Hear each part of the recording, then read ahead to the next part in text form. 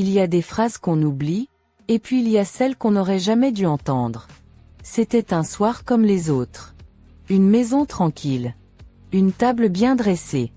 2 verres, un repas chaud, une lumière tamisée. Et pourtant, dans le coin d'un couloir, une femme entend quelque chose. Une voix. Un mot.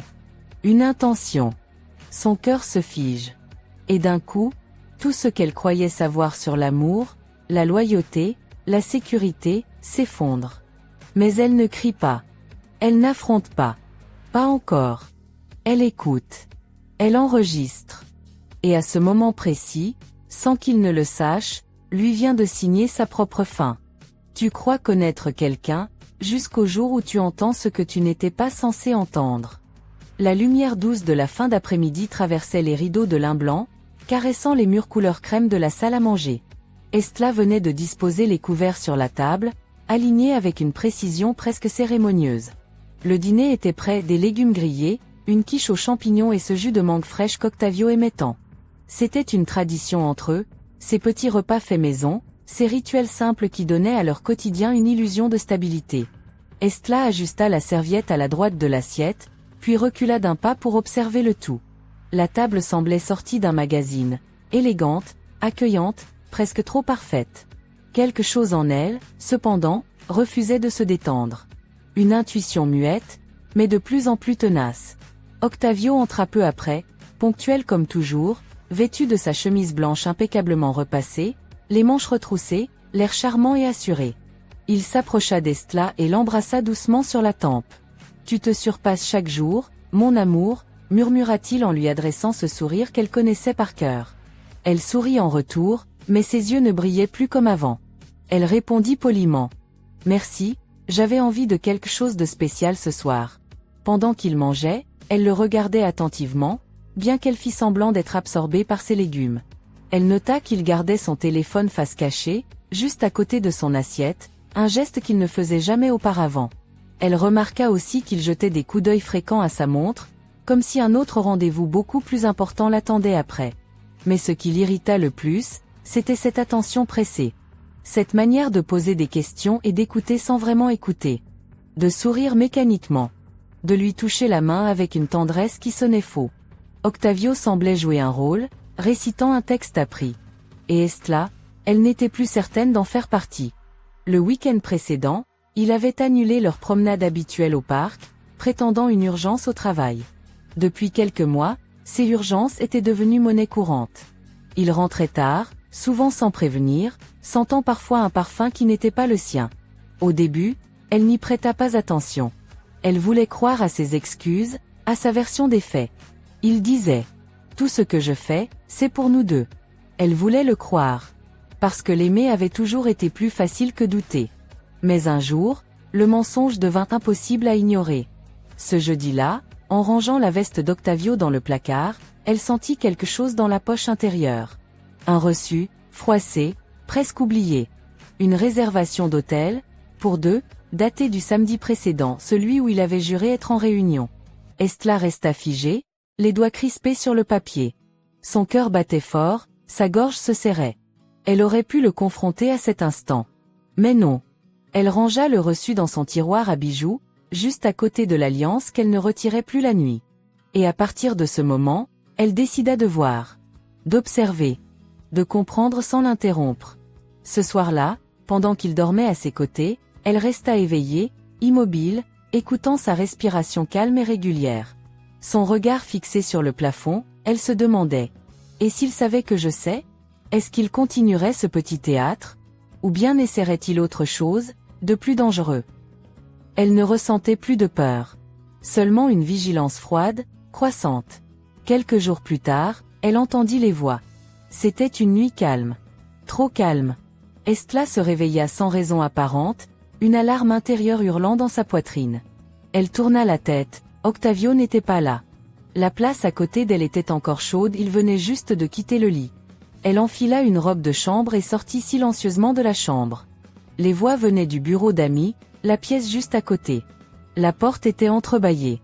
Estla s'approcha lentement, retenant sa respiration. « T'es sûre qu'elle va le boire ?» La voix était féminine. Légère, familière. C'était Violetta. La fameuse Violetta. Évidemment. Elle boit toujours ce que je lui prépare, répondit Octavio avec un ton exaspéré. Elle est naïve. Tellement gentille. Tellement parfaite. Elle ne se doute de rien. Estla sentit une brûlure glacée lui descendre le long du dos. Elle s'appuya contre le mur, incapable de croire ce qu'elle entendait. Et après? Demanda Violetta. Après, elle sera confuse. Signera les documents. On pourra faire passer ça pour une crise de nerfs. Le médecin est dans le coup. Elle ira dans une clinique. Juste assez longtemps pour qu'on boucle tout. La maison, le compte épargne, même la voiture. Tout sera à nous. Le rire qu'elle entendit ensuite résonna dans ses oreilles comme une claque. Un rire complice, dénué de scrupules. Et Violetta ajouta. Et si elle commence à se poser des questions? Elle n'osera jamais. Elle vit dans son petit monde d'amour parfait. Elle croit encore que je suis l'homme de sa vie. Elle est pathétique. Le cœur d'Estla battait si fort qu'elle pensa qu'ils allaient l'entendre. Mais elle resta là, debout, dans l'ombre, à écouter jusqu'à ce que leur voix s'éloigne. Jusqu'à ce que leurs pas descendent l'escalier. Elle retourna dans la chambre avec une lenteur mécanique. Elle se rallongea dans le lit, le regard figé, les poings fermés. Quand Octavio revint, il se pencha vers elle et lui murmura à l'oreille. « Bonne nuit, mon amour. » Elle ne répondit rien. Mais à cet instant précis, quelque chose en elle se brisa. Et dans ce vide qui restait, quelque chose d'autre naquit. Une certitude. Un feu froid. Le lendemain matin, Estla se leva tôt. Elle prit son téléphone et composa un numéro qu'elle n'avait plus utilisé depuis des années. « Allô? Daniel, c'est moi. J'ai besoin de toi. Maintenant. » Silence au bout du fil. Puis la voix grave, familière, répondit. « Où es-tu? » « À la maison. Mais je dois sortir. Il ne faut pas parler ici. Tu te souviens du café près de la place? Dans 1 heure. J'y serai. » Elle raccrocha, attrapa un manteau, ses clés, et sortit en disant à Octavio toujours endormi qu'elle allait prendre l'air. Elle n'avait jamais été aussi calme. Quand elle arriva au café, Daniel l'attendait déjà, assis dans le coin le plus discret, comme autrefois. Elle s'assit en face de lui, et d'un regard, il comprit que ce n'était pas une visite ordinaire. « Qu'est-ce qui se passe, Estla ?» Elle lui raconta tout. Le reçu d'hôtel, les absences, les mensonges, et surtout, la conversation dans le bureau d'amis. Elle ne sauta aucun détail. Daniel l'écouta sans l'interrompre. Son visage se fermait peu à peu, la mâchoire contractée. Puis, enfin, il parla. « On va les piéger. Il ne s'en sortira pas. Pas avec toi. » Estla hocha la tête. « Je veux des preuves. Des vidéos. Des enregistrements. Je veux que chaque mot qu'ils ont dit soit documenté.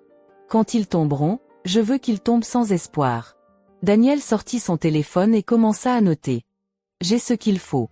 Caméra, micro, tout. On va installer ça chez toi, discrètement. Et toi, tu joues le jeu. Comme si de rien n'était. » Un frisson parcourut Estla. « Très bien. On commence ce soir. » Le soir tombait sur la maison Salazar, enveloppant la façade de lumière dorée. Octavio était rentré plus tôt que d'habitude, comme pour mieux endormir la méfiance. Il avait même apporté des fleurs, des pivoines, qu'Estla adorait bien qu'il ait toujours prétendu ne pas savoir distinguer une rose d'un lys. Elle sourit en les prenant, remerciant avec douceur. Il crut y lire de la gratitude, mais en réalité, elle préparait déjà le prochain acte de son théâtre silencieux. Dans son esprit, tout était devenu clair. Ce qu'elle avait entendu, ce qu'elle avait vu, et ce qu'elle avait senti, plus aucune illusion ne tenait. Et pourtant, elle n'éprouvait ni haine, ni chagrin. Juste une étrange lucidité, presque clinique. Elle avait aimé cet homme. Mais ce soir, elle allait apprendre à l'achever sans une goutte de sang, sans un mot plus haut que l'autre. Daniel arriva vers 21 heures. Il attendit dans la ruelle latérale, dissimulé dans l'ombre d'un arbre, avec un petit sac noir à la main. Estla sortit discrètement, en prétendant sortir la poubelle. Ils se croisèrent sans un mot, les regards seulement. À l'intérieur du sac, il y avait tout, 2 mini-caméras, des micros ultra fins, des détecteurs de mouvement. L'essentiel pour enregistrer, surveiller, prouver. Pendant qu'Octavio prenait sa douche, Estla installa l'équipement. Une caméra dans l'horloge du salon. Un micro derrière le tableau du couloir. Une autre caméra dans le faux livre de la bibliothèque du bureau d'amis, là où les chuchotements se faisaient les plus sombres. Elle travaillait avec méthode, sans trembler. Elle était devenue sa propre alliée. Le lendemain, Daniel lui montra comment tout fonctionnait. Sur son téléphone, un écran divisé en 4 montrait les pièces principales. L'audio, clair comme de l'eau. Estla n'en revenait pas. C'était comme si sa maison lui révélait enfin ses secrets. « Et si jamais il découvre un des appareils ?» demanda-t-elle. « Il ne les verra pas », répondit Daniel calmement. « Ce type croit que t'es encore amoureuse. Il ne te regarde même plus vraiment. » Cette phrase la blessa plus qu'elle ne voulut l'admettre. Mais elle hocha la tête. Il avait raison. 3 jours passèrent. Octavio jouait son rôle de mari idéal avec une telle précision qu'Estla en aurait presque ri. Il lui faisait des compliments, lui préparait le petit déjeuner, et même, un soir, lui proposa un massage en lui disant « Tu es tendu, mon ange. Il faut que tu prennes soin de toi. » Elle faillit éclater de rire. Mais elle se contenta de lui répondre « Je vais mieux. Grâce à toi. » Astérisque astérisque. Ce soir-là, Estla prépara le jus de mangue, mais cette fois, c'est elle qui versa une légère poudre dans l'un des verres. Pas un poison, non.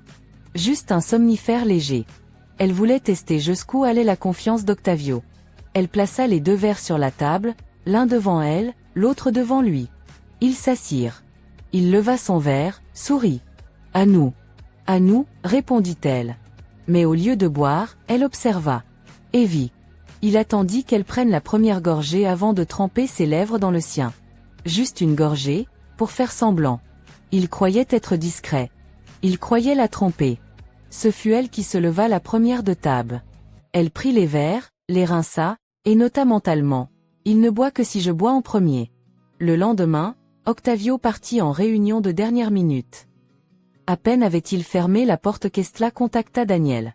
Il arriva 10 minutes plus tard. Ils regardèrent ensemble les dernières vidéos enregistrées.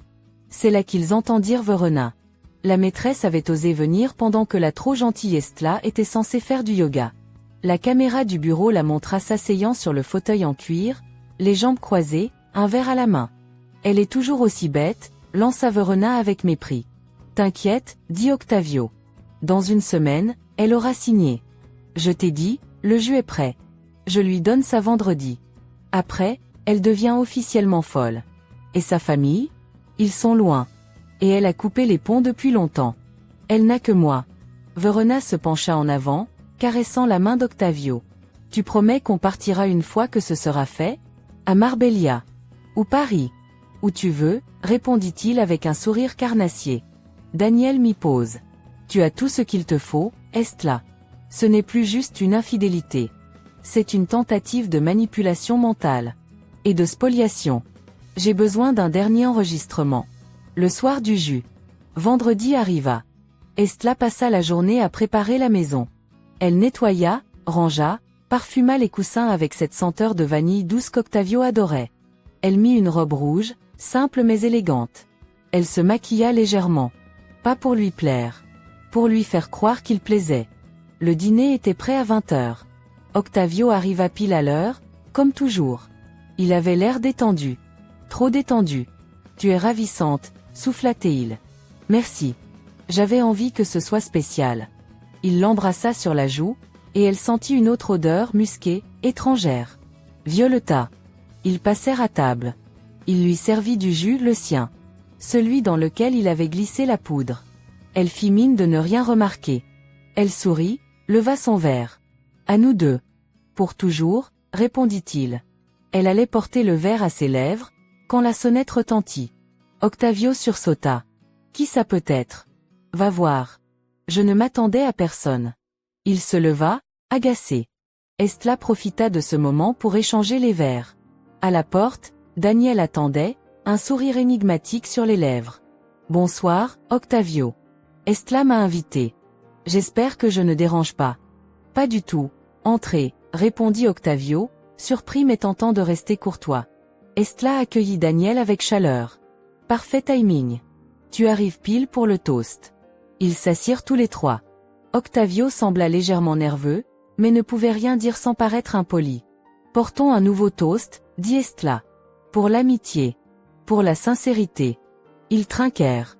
Octavio but son verre en entier, sans se douter qu'il buvait son propre piège. Estla, elle, trempa juste les lèvres. Quelques minutes plus tard, son visage changea.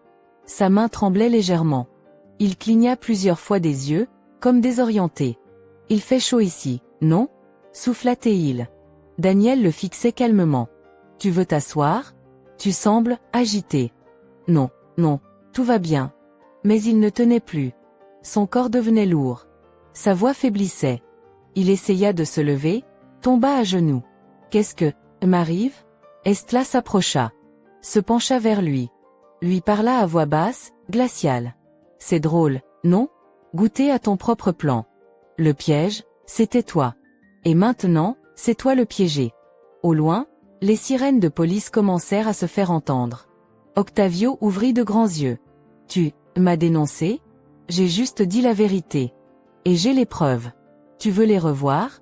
Elles sont là, dit-elle en lui montrant son téléphone.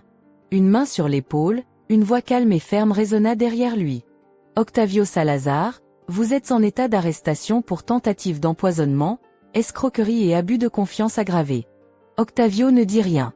Il n'avait plus d'arguments. Plus de force. Plus de théâtre. Estla se redressa. Tourna les talons. Et pour la première fois depuis longtemps, elle sentit ses pas légers. Elle avait gagné. Et ce n'était que le début. Le calme après la tempête. Ce n'est pas toujours un soulagement. Parfois, c'est juste le silence de l'âme qui attend le prochain coup. C'est exactement ce que ressentait Estla, debout dans l'entrée de sa maison, regardant les policiers emporter Octavio, menottes au poignet, sans qu'il ne prononce un seul mot. Tout semblait suspendu. Daniel, resté à l'intérieur, referma doucement la porte. Il ne dit rien non plus. Il s'approcha, tendit un verre d'eau à Estla, qui le prit sans détourner les yeux de la porte. « Tu es sûr que ça va ?» murmura-t-il. « Je devrais me sentir libre, non ?» dit-elle en fixant un point vide devant elle. « Mais j'ai l'impression d'avoir retiré un poids et d'avoir découvert un gouffre. » Daniel posa sa main sur son épaule. Elle ne la repoussa pas, mais elle ne la retint pas non plus. « C'est normal, tu sais. Quand on passe des mois à douter, à avoir peur, quand on vit dans une maison piégée, même le silence devient suspect. » Elle hocha la tête. Le silence. Ce même silence qui, pendant trop longtemps, avait recouvert les mensonges comme un vernis invisible. Astérisque. Pendant 3 jours, Estla resta enfermée chez elle. Non pas par peur, mais par besoin de recul. Elle nettoya. Elle rangea. Elle retira chaque photo, chaque bibelot, chaque trace d'une histoire qu'elle refusait désormais de porter. Elle retrouva dans un tiroir une photo d'Octavio et elle, prise lors de leur lune de miel. Il lui tenait la main, elle le regardait comme s'il était son avenir. Elle jeta la photo dans la cheminée. Astérisque. Le 4e jour, Daniel revint. Avec un dossier sous le bras. Le juge a validé les preuves. Tout ce que tu as enregistré a été authentifié. Octavio va rester en détention provisoire. Violeta aussi. Leurs avocats essaient de négocier, mais c'est solide. Estla prit le dossier. Elle ne lut pas encore. Elle voulait d'abord poser une question. Est-ce que tu crois que j'ai été idiote de ne rien voir avant? Daniel s'assit face à elle. Son regard était direct, sincère. Non. Tu as fait confiance. Ce n'est pas de la naïveté. C'est de l'amour. Elle soupira. Il paraît que c'est beau, l'amour. Chez moi, c'était une cage. Astérisque. Le soir même, une visite inattendue sonna à sa porte. Une femme, élégante, sévère, habillée tout en noir. Béatrice. La mère d'Octavio. Estla resta un moment figée, la main sur la poignée. « Puis-je entrer ?» demanda Béatrice avec cette politesse glacée qui la caractérisait. « Pourquoi ?» demanda Estla, les bras croisés. « Parce qu'il y a des choses que vous devez entendre. » De ma bouche. Estla hésita. Puis ouvrit la porte. Astérisque. Dans le salon, le silence s'installa, tendu.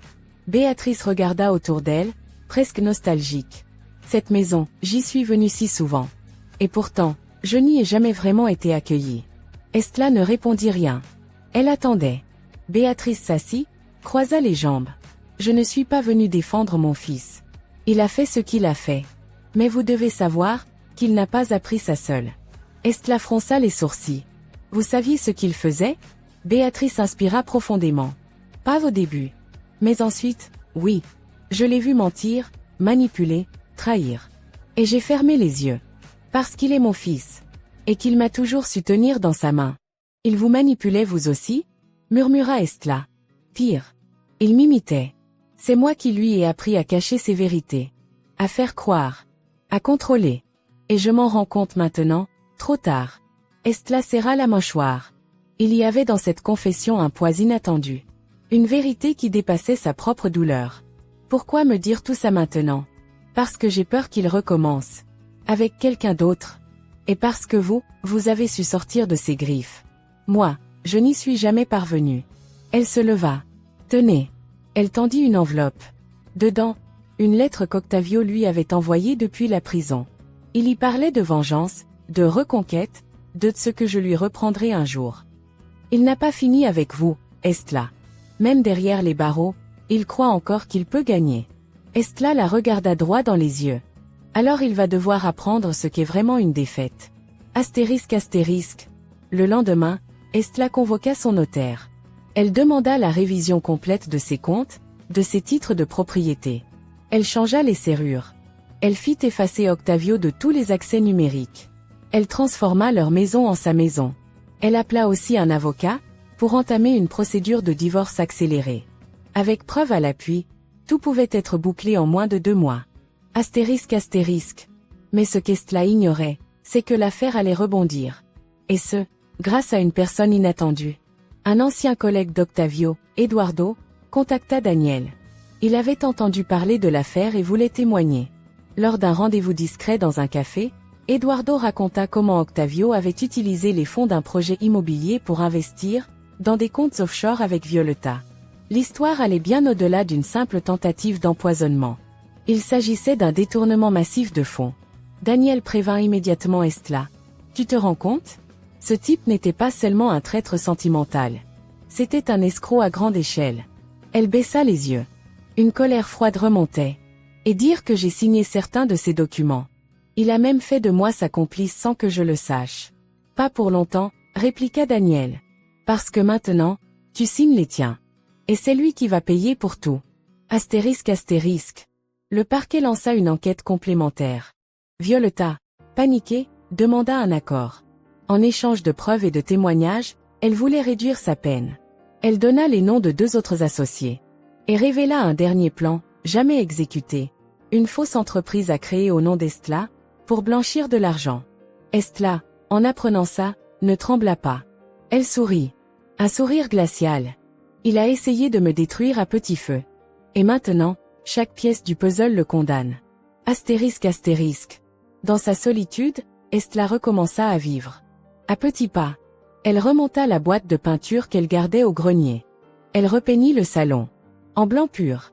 Elle fit venir des plantes. Remplaça le canapé. Chaque changement était une manière de dire « Je suis chez moi. Je suis libre. » Astérisque. Un soir, Daniel vint dîner. Comme avant. Il apporta une bouteille de vin, un sourire sincère, et un silence réconfortant. « Tu es en train de redevenir toi-même » dit-il. « Non » répondit-elle. « Je deviens une version que je ne connaissais pas encore. Une version qui n'a plus besoin d'être validée par personne. » Ils burent à cette phrase. Et Daniel lui prit la main. Pas avec empressement. Mais avec une patience douce. « Je ne veux rien précipiter. Mais je veux être là. Si tu me laisses. » Elle le regarda longuement. Et pour la première fois, elle ne sentit ni peur, ni doute. Juste, la paix. Reste. Astérisque. À l'étage, dans l'ancien bureau d'Octavio, Estla avait installé son nouvel espace de travail. Elle écrivait. Des pensées, des souvenirs, des fragments de vérité. Elle avait commencé un blog anonyme. Une femme libre. Et chaque soir, elle recevait des messages. De femmes qui se reconnaissaient. De voix anonymes qui lui disaient « Merci ». Elle n'était plus seule. Elle était devenue un symbole. La maison avait changé de peau. Le parfum des mensonges s'était dissipé, remplacé par celui du bois ciré et des fleurs fraîches. Dans le salon, la lumière du matin traversait les vitres propres, et Estla, assise sur un fauteuil beige tout neuf, sirotait un café noir en consultant des dossiers. Ses mains étaient sûres, ses décisions tranchantes. Depuis l'arrestation d'Octavio et de Violeta, tout s'était accéléré. Le divorce avait été lancé, les comptes gelés, et l'enquête sur le réseau financier illicite avait pris une ampleur inattendue. Mais ce matin-là, un courrier attira son attention. Une enveloppe épaisse, sans expéditeur. À l'intérieur, une lettre manuscrite, et une photo ancienne, usée sur les bords. On y voyait un homme en costume clair, tenant un enfant dans ses bras. L'homme n'était autre que le père d'Octavio. Estla fronça les sourcils. Octavio ne parlait jamais de son père. Il disait qu'il était mort quand il était enfant. Un accident. Une voiture. Je n'ai aucun souvenir de lui, avait-il dit une fois, les yeux éteints. Mais ce que la lettre racontait, allait bien plus loin. Mon nom est Emilio Vivar. J'ai connu ton mari il y a longtemps, dans d'autres circonstances. S'il t'a blessé, sache qu'il reproduit un cycle qu'on lui a imposé.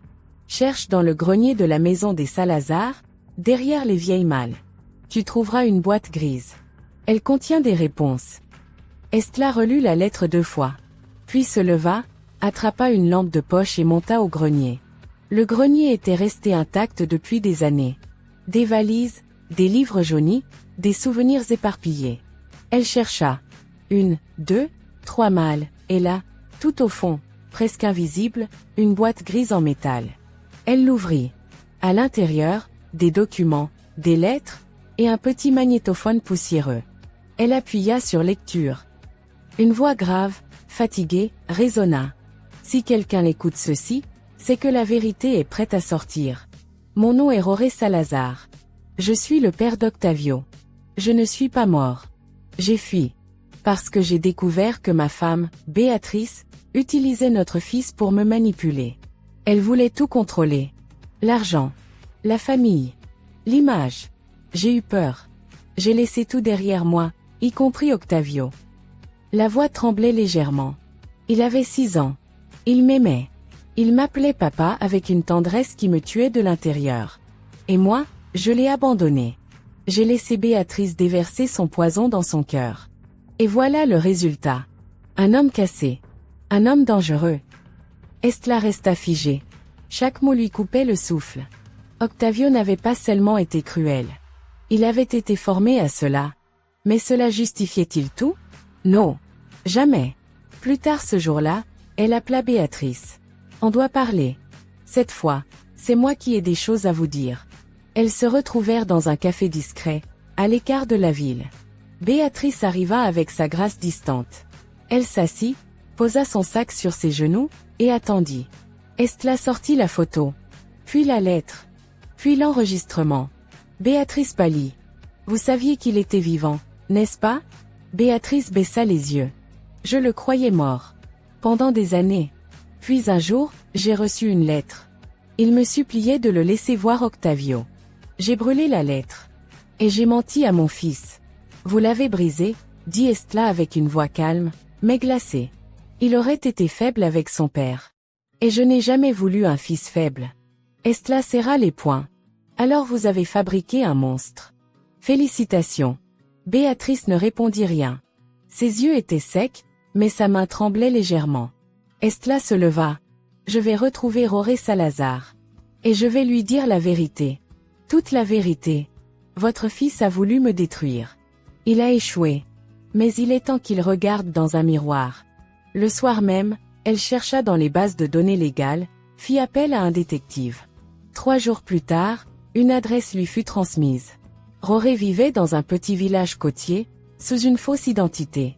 Elle prit la voiture. Conduisit seule. Pendant 3 heures, elle revisita mentalement tout ce qu'elle allait dire. Arrivée sur place, elle descendit, marcha jusqu'à une petite maison en bois, au bord de la falaise. Un homme ouvrit. Cheveux gris, barbe courte, regard profond. Il la reconnut immédiatement. Il pâlit. Vous êtes Estla, n'est-ce pas? Je suis celle que votre fils a voulu détruire. Il ne répondit rien. Elle entra. Ils s'assirent. Et là, elle parla. Longtemps. De tout. Du vin. Du plan. De Violetta. Des enregistrements. Du divorce. Du procès. De Béatrice. Roré l'écoutait en silence. Les poings serrés, les yeux humides. Je n'ai jamais voulu ça pour lui. Mais je ne l'ai pas empêché. Il voulait que je sois sa chose. Son trophée. Son outil. Mais j'ai décidé d'être libre. Roré acquiesça. Vous êtes plus forte que moi. Non, dit-elle. J'ai juste arrêté d'avoir peur. Avant de partir, elle lui tendit un document. Voici le droit de visite. Vous pourrez voir Octavio en prison. À vous de choisir si vous voulez affronter ce que vous avez laissé faire. Elle s'en alla sans se retourner. De retour chez elle, Estla décida de faire une pause. Elle s'inscrivit à un atelier d'écriture. Commença à écrire sa propre histoire. Sans nom. Juste des sentiments, des pensées, des éclats de conscience. Son blog, Une femme libre, explosa en abonnés. Un soir, alors qu'elle lisait les commentaires, elle reçut un message. Je suis comme vous. Prisonnière d'un homme que j'aimais. Merci de me montrer que c'est possible de s'en sortir. Elle ferma les yeux. Sourit. Et pour la première fois, ne se sentit plus seule au monde. Et Daniel? Il était toujours là. Pas pressé. Pas oppressant. Juste là. Ils dînèrent ensemble plusieurs fois. Marchèrent le soir. Parlèrent peu, mais vrai. Un soir, elle lui demanda. Tu m'aimes depuis combien de temps? Il sourit doucement. Depuis toujours. Mais je savais que tu n'étais pas prête à entendre ça. Et maintenant? Je peux le dire. Mais je ne t'attends pas. Je suis là. C'est tout. Elle prit sa main. Peut-être qu'un jour, je serai prête à aimer de nouveau. Mais cette fois, je ne me perds plus en chemin. Et au loin, dans une cellule blanche, Octavio lisait la lettre de son père. Il la déchira. Puis éclata de rire. Un rire amer, glacé. Trop tard, papa. Trop tard. Mais au fond de lui, pour la première fois, un doute s'insinua. Une faiblesse. Un vide qu'il ne comprenait pas. Et peut-être, la naissance du regret. La salle d'audience était froide, presque théâtrale. Les murs blancs, les bancs en bois, les regards tendus. Ce matin-là, Estla portait une robe bleu nuit, sobre, mais élégante. Pas pour impressionner. Pas pour provoquer. Pour marquer sa présence. Elle était là, droite, calme, libre. Octavio entra menotté, entouré de 2 agents. Il avait maigri. Ses yeux autrefois brillants étaient maintenant ternes. Mais il gardait une posture droite, presque arrogante. Il balaya la salle du regard, et ses yeux croisèrent ceux d'Estla. Il tenta un demi-sourire. Elle ne bougea pas. À sa gauche, Violeta entra à son tour. Coiffée, maquillée, mais le regard perdu. Elle semblait chercher quelqu'un, un point d'ancrage.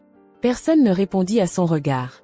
Le juge, une femme à la voix tranchante comme un rasoir, donna le ton. Aujourd'hui commence l'audience publique de l'affaire Salazar Duarte. Accusé, tentative d'empoisonnement, escroquerie, falsification de documents, abus de faiblesse, association de malfaiteurs. Plaignante, Estla Moreno Salazar. À ce moment précis, une tension glaciale traversa la salle. Le procureur déroula les preuves, extraits audio, vidéo, documents signés sous pression.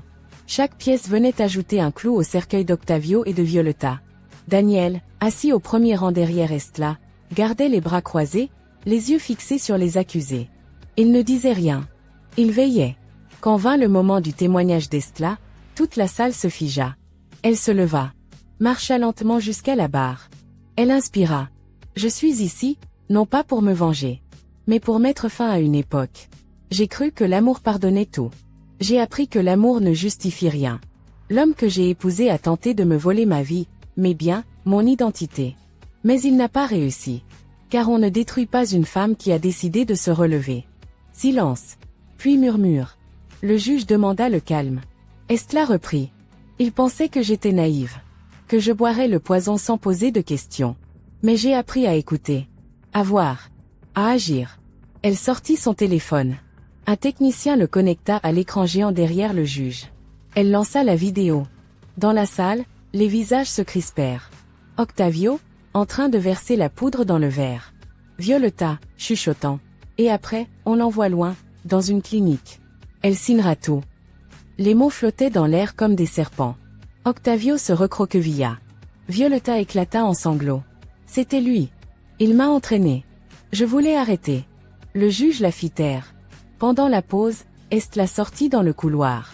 Daniel la rejoignit. Tu as été magistrale, murmura-t-il. Ce n'était pas du théâtre. C'était ma vie. Il sourit. Et maintenant, c'est toi qui écris le script. Elle hocha la tête. Justement.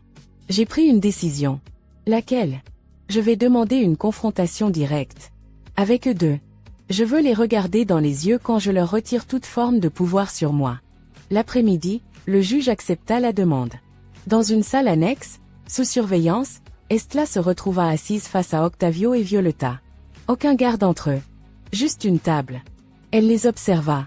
Aucun des deux n'osait la regarder directement. Pourquoi? Demanda-t-elle simplement. Octavio fronça les sourcils. Pourquoi? Parce que tu avais tout. La maison. Le respect. Moi, j'étais invisible à tes yeux. Tu veux dire que parce que je t'aimais sincèrement, ça t'a rendu, quoi? Jaloux. Furieux? Tu m'as affaibli, Estla. Tu m'as enfermé dans une image que je n'ai jamais choisie. Non, Octavio. Tu t'es enfermé tout seul. Et tu as voulu m'y noyer avec toi. Mais j'ai su nager. Il baissa les yeux. Pour la première fois. Violeta reprit. Je croyais qu'on allait commencer une nouvelle vie. Il m'a promis tant de choses. Mais il parlait toujours de toi. Toujours. Estla sourit, mais tristement. Vous n'étiez pas amoureux. Vous étiez complice de la même illusion. Croire que posséder quelqu'un, c'est le faire exister. Elle se leva. Je vous regarde aujourd'hui pour la dernière fois. Pas pour vous juger. Mais pour me libérer. Octavio releva la tête. Tu crois que tu as gagné? Estla s'approcha. Non. Je n'ai rien gagné. Parce que je n'étais pas en guerre. Je suis juste sortie de la cage. Et elle sortit de la salle sans se retourner. Astérisque astérisque. Le verdict tomba une semaine plus tard. Octavio Salazar et Violeta Duarte sont condamnés à 10 ans de prison ferme, sans possibilité de réduction avant 6 ans. Restitution intégrale des biens. Interdiction de gérer une entreprise à vie. Dans la salle, Estla ferma les yeux. Daniel lui prit la main. C'est fini. Non, répondit-elle. C'est maintenant que ça commence. Astérisque astérisque. Quelques semaines plus tard, elle organisa un dîner. Petite table. Lueur de bougies. Des amis retrouvés. Des rires légers. Béatrice, contre toute attente, avait été invitée. Pourquoi moi? Demanda-t-elle, en arrivant. Parce que tu m'as montré ce qu'il ne faut jamais devenir. La mère baissa la tête. Peut-être pour la première fois, elle ressentait une forme d'humilité. Estla leva son verre. À ceux qui tombent, mais surtout, à ceux qui choisissent de se relever. Les verres s'entrechoquèrent. Plus tard, seule dans sa chambre, Estla se regarda dans le miroir. Ses traits étaient les mêmes. Mais quelque chose avait changé dans son regard. Elle n'était plus en fuite. Elle était arrivée. La maison était pleine de lumière. Les murs repeints d'un blanc cassé renvoyaient la clarté du matin, et les rideaux dansaient doucement au rythme du vent. Le jardin, autrefois négligé, débordait maintenant de vie. Jasmin, lavande, petites herbes folles qui poussaient entre les pierres. Estla, pieds nus sur le parquet, observait le tout avec une tasse de thé fumant entre les mains. Elle n'avait plus peur du silence. Il ne pesait plus. Il l'enveloppait. Il l'écoutait. Le procès terminé, les comptes réglés, la presse s'était peu à peu désintéressée de l'affaire. Quelques articles avaient tenté de la présenter comme une épouse vengeresse devenue figure d'empowerment. Mais Estla refusa toutes les interviews. Elle ne voulait pas devenir une mascotte. Elle voulait être elle-même. Enfin. Astérisque astérisque. Chaque jour, elle écrivait. Des fragments. Des pensées. Un projet de livre commençait à prendre forme. Elle ne cherchait pas à faire un succès. Elle voulait raconter ce que vivent les femmes invisibles dans les maisons bien rangées. Un éditeur indépendant, qui avait découvert son blog, lui envoya un message. Vous avez une voix rare. Une plume tranchante et douce. Si vous acceptez, j'aimerais publier ce que vous avez commencé à poser. Estla lut le message 3 fois. Elle répondit simplement. Je n'écris pas pour être lu. Mais si cela peut aider une seule personne à ouvrir les yeux, alors allons-y. Daniel était resté présent. Pas chaque jour. Pas de manière envahissante. Juste là, quand il fallait. Avec cette délicatesse qu'ont ceux qui savent attendre sans attendre. Il l'aidait à réparer un volet, à choisir des plantes, à comprendre certains contrats. Un soir, alors qu'ils arrosaient les citronniers, il lui demanda. Tu comptes rester ici, dans cette maison? Elle leva les yeux, surprise. Pourquoi je partirais? C'est moi qui l'ai libéré. Parce que parfois, les lieux retiennent aussi les ombres. Même si on change les rideaux. Elle haussa les épaules. Peut-être. Mais j'ai changé aussi. Et moi, Je ne retiens plus rien de ce qui m'a blessé. Il l'observa longuement. Tu es forte, Estla. Elle sourit. Non. Je suis juste restée debout. Quelques jours plus tard, une lettre arriva. Papier simple. Pas d'enveloppe officielle. Une écriture familière. Octavio. Daniel la trouva dans la boîte. Il voulut la jeter. Mais Estla le stoppa. Donne. Elle prit la lettre, la posa sur la table, mais ne l'ouvrit pas tout de suite. Ce n'est que 2 jours plus tard qu'elle décida de l'affronter. Assise sur la terrasse, un verre de vin à la main, elle ouvrit l'enveloppe. Estla. Je ne t'écris pas pour demander pardon. Je sais que je ne le mérite pas. J'ai pensé longtemps que tu étais la cause de mes échecs. En réalité, tu étais mon miroir. Et je n'ai jamais supporté ce que je voyais. Tu m'as aimé plus que je ne me suis jamais aimé moi-même. Et je t'ai trahi pour ne pas me voir faible. Ils vont me transférer dans une autre prison. Loin. Je ne te reverrai plus. Mais je voulais que tu saches. Je ne cherche plus à te reprendre ce que j'ai perdu. Je n'ai rien perdu. C'est toi qui t'es libéré. Et moi, je suis enfin face à moi-même. Octavio. Estla replia la lettre. Lentement. Elle ne pleura pas. Elle ne sourit pas non plus.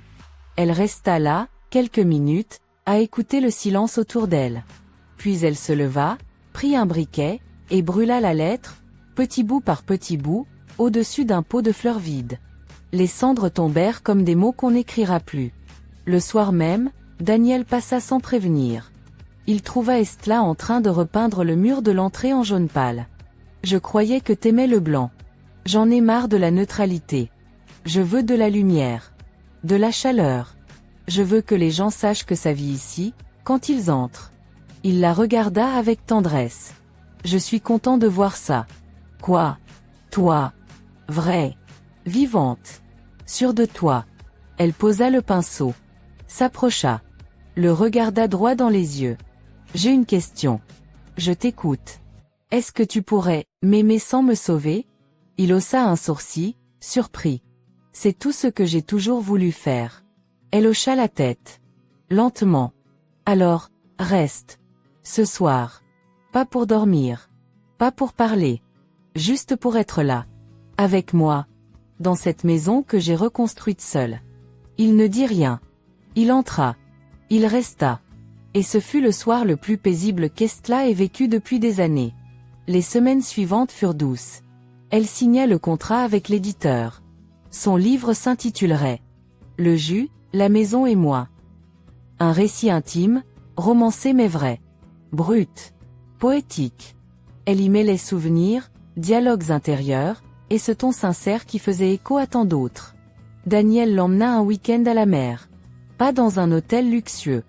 Juste une maison simple en bois, face aux vagues. Ils ne parlèrent presque pas. Ils marchèrent. Ils cuisinèrent. Ils écoutèrent le silence. Un soir, elle s'assit sur le sable, regardant les étoiles. Daniel s'installa derrière elle, sans rien dire. Et là, doucement, elle s'appuya sur son épaule. Pas pour être sauvée. Pour être elle-même, et sentir que c'était suffisant. De retour chez elle, elle reçut un message d'un numéro inconnu. « Je viens de finir votre manuscrit. Il m'a bouleversée. Je suis psy. J'aimerais créer un groupe de paroles inspiré de vos écrits. Accepteriez-vous d'y participer ?» Estla regarda l'écran. Et murmura. « Pourquoi pas? Si je peux faire du passé un pont, alors allons-y. » Elle répondit oui. Et pour la première fois, elle sentit que toute cette douleur avait du sens. Quelques jours plus tard, Daniel entra dans la cuisine avec un petit paquet. Il le posa sur la table, sans un mot. Elle ouvrit. C'était un collier. Simple.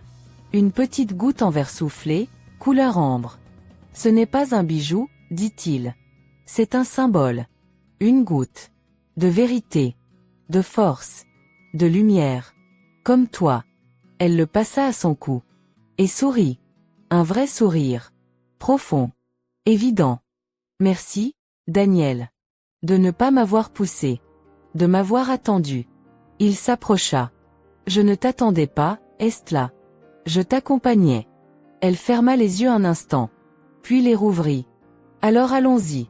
Ensemble. » mais pas pour se perdre l'un dans l'autre. Pour avancer, côte à côte. Ils se prirent la main. Et sortirent, laissant la porte ouverte derrière eux. Comme un symbole.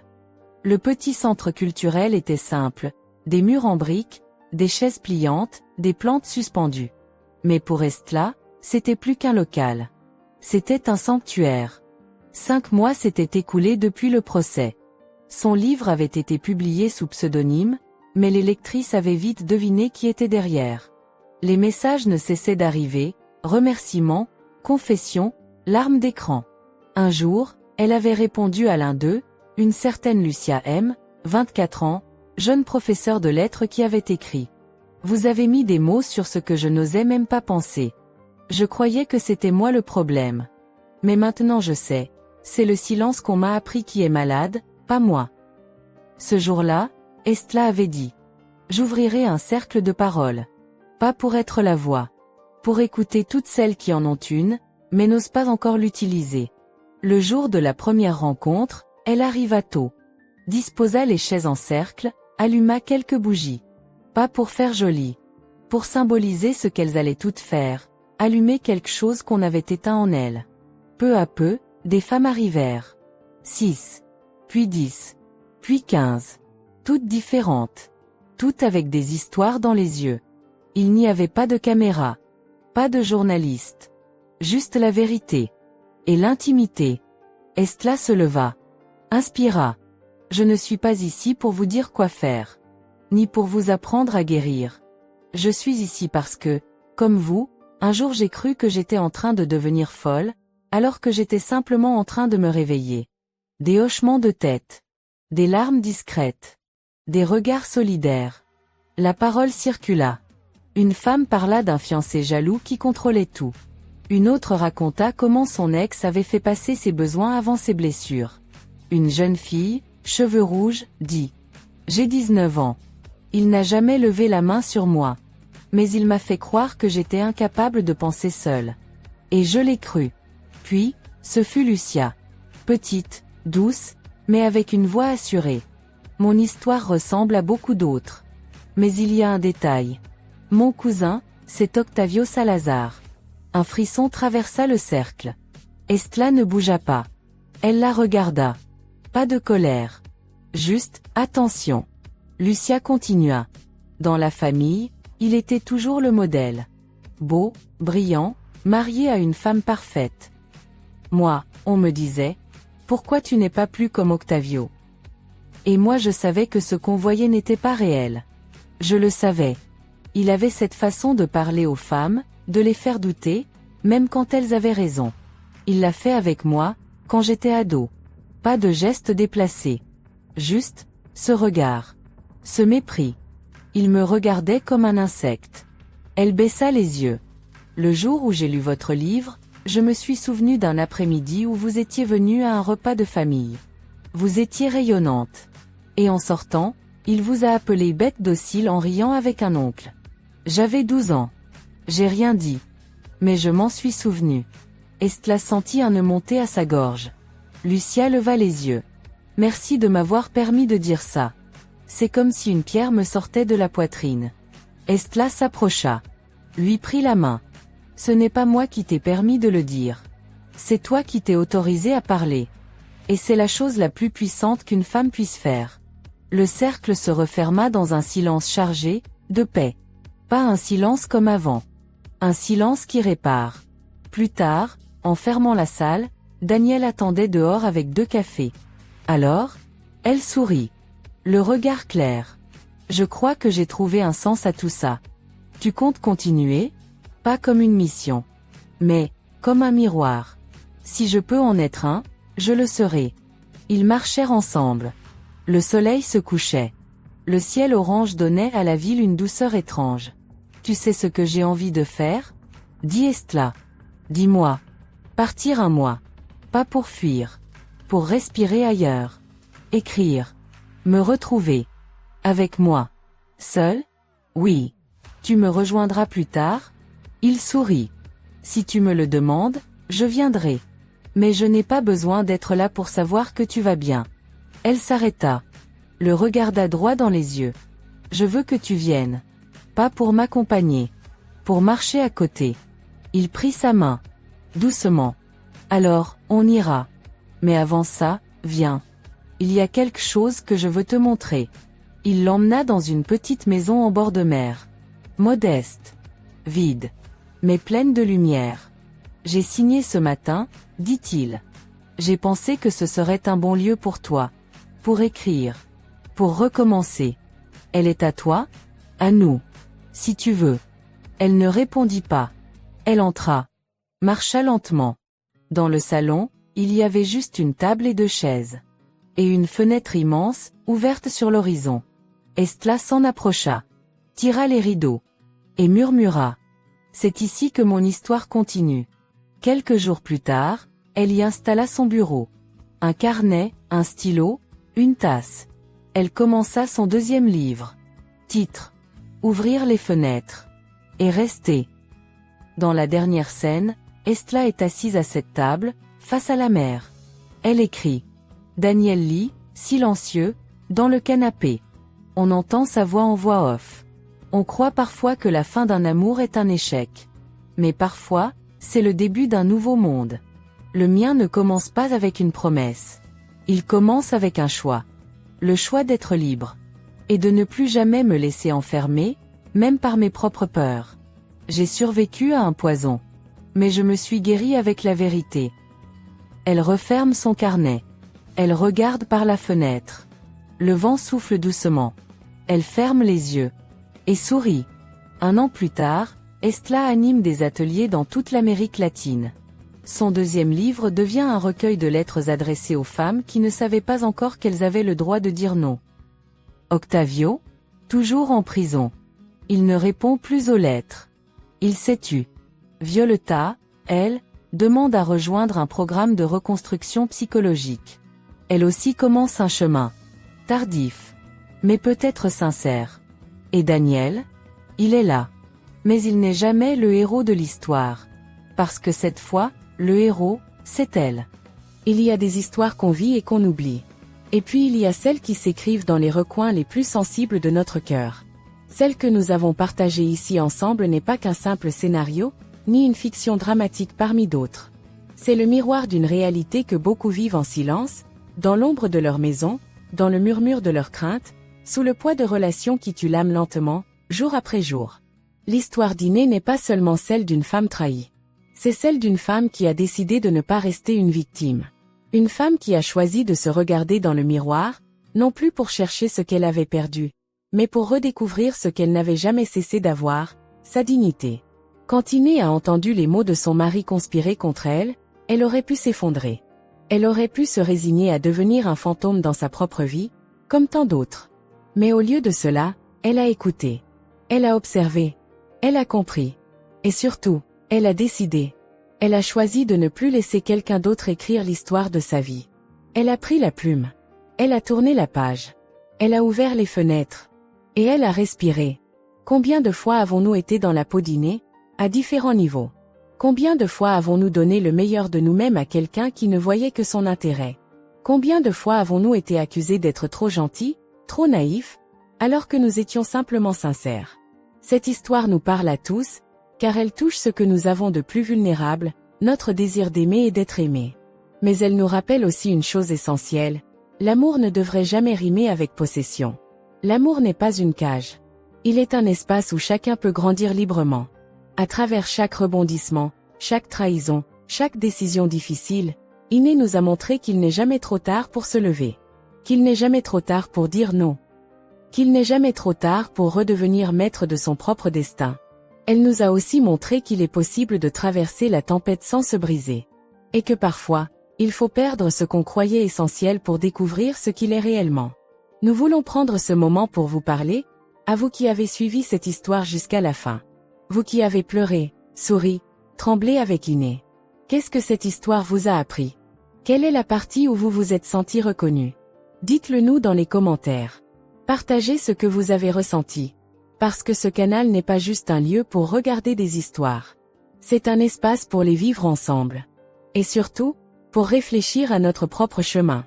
Si cette série vous a touché, si elle vous a inspiré, Si vous avez trouvé en elle une part de vérité, n'oubliez pas de laisser un like, de vous abonner à notre chaîne et d'activer la cloche de notification. Cela nous aide énormément à continuer à créer du contenu authentique, puissant, et qui peut toucher les cœurs comme le vôtre. Et surtout, n'hésitez pas à partager cette série avec une amie, un frère, une mère, quelqu'un qui pourrait avoir besoin d'entendre cette histoire. On ne sait jamais comment une seule histoire peut devenir le déclencheur d'un changement de vie. Mais permettez-moi maintenant de vous parler d'un autre amour. D'un amour qui dépasse toutes les trahisons. D'un amour qui ne contrôle pas, qui ne manipule pas, qui ne trahit jamais. D'un amour si pur, si immense, qu'il a été capable de se donner totalement pour ceux qui ne le méritaient pas. Cet amour, c'est celui de Dieu. Dans l'évangile de Jean, au chapitre 3 verset 16, il est écrit « Car Dieu a tant aimé le monde qu'il a donné son Fils unique, afin que quiconque croit en lui ne périsse point, mais qu'il ait la vie éternelle. » Ce verset est l'un des plus connus de la Bible. Mais il est aussi l'un des plus profonds. Parce qu'il nous révèle que l'amour véritable ne se contente pas de paroles. L'amour véritable agit, sacrifie, sauve. Dieu n'a pas attendu que nous soyons parfaits pour nous aimer. Il n'a pas attendu que nous méritions son amour. Il nous a aimés dès le début, même quand nous étions brisés, perdus, souillés par nos fautes. Il a envoyé son Fils, Jésus-Christ, pour prendre sur lui la condamnation que nous méritions. Il a payé le prix de notre rébellion, de nos mensonges, de nos échecs. Pas pour nous culpabiliser, mais pour nous offrir une issue. Dans l'histoire d'Iné, nous avons vu une trahison humaine. Et une justice humaine. Mais dans notre propre vie, il existe une justice divine. Et cette justice ne condamne pas celui qui vient à Dieu avec un cœur sincère. Elle offre la grâce. Elle offre une nouvelle vie. Peut-être que vous vous sentez trahi par la vie. Peut-être que vous avez été blessé par des personnes en qui vous aviez confiance. Peut-être même que vous avez été comme Octavio à un moment de votre vie, manipulateur, égocentrique, contrôlant. Mais le message de l'Évangile est pour vous aussi. Il ne fait pas de distinction. Il s'adresse à tous ceux qui reconnaissent qu'ils ont besoin de pardon, de restauration, d'une nouvelle chance.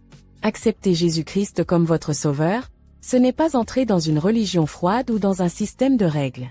C'est recevoir un amour inconditionnel, une paix durable, une lumière dans vos ténèbres. C'est retrouver votre véritable identité. C'est dire, je ne veux plus vivre pour moi-même, pour mes blessures, pour mes illusions. Je veux vivre pour celui qui m'a aimé le premier. Et cela commence par une simple prière. Pas une formule magique, mais un cri du cœur. Si vous sentez que c'est le moment, je vous invite à faire cette prière avec moi. Seigneur Jésus, je reconnais que j'ai péché. Je reconnais que j'ai essayé de vivre sans toi. Mais aujourd'hui, je veux me tourner vers toi. Je crois que tu es mort pour moi à la croix, que tu as porté mes fautes, et que tu es ressuscité. Je te demande pardon. Entre dans ma vie. Transforme mon cœur. Je te reçois comme mon sauveur, et je te confie ma vie. Amen. Si vous avez fait cette prière avec sincérité, alors laissez-moi vous dire, vous venez de faire le choix le plus important de votre vie. Un choix que rien ni personne ne pourra vous enlever. Bienvenue dans la famille de Dieu. Et surtout, ne restez pas seul. Parlez-en à quelqu'un. Trouvez une église où l'on prêche l'évangile de manière claire et vivante. Lisez la parole de Dieu. Commencez par l'évangile de Jean. Et sachez que Dieu ne vous abandonnera jamais. Il n'est pas comme les hommes. Il est fidèle. Il est patient. Il vous aime d'un amour éternel. Chers amis, nous arrivons à la fin de cette histoire. Mais peut-être que pour vous, ce n'est pas une fin. C'est un commencement. Celui d'une vie nouvelle. D'une restauration intérieure. D'un cheminement vers ce que vous avez toujours été appelé à être. Libre, aimé, et plein d'espérance. Merci d'avoir suivi cette série avec nous. Merci d'avoir ouvert votre cœur à cette histoire. Merci de faire partie de cette communauté. Et avant de partir, n'oubliez pas, si vous avez été touché, likez cette vidéo, abonnez-vous à notre chaîne, activez la cloche, et surtout partagez cette histoire autour de vous. Parce que peut-être, quelque part, une Iné attend encore dans l'ombre, espérant que quelqu'un lui montre qu'il existe une sortie. Une lumière. Une espérance. Et peut-être que vous, aujourd'hui, êtes la personne que Dieu veut utiliser pour lui montrer le chemin. À bientôt. Et que Dieu vous bénisse abondamment.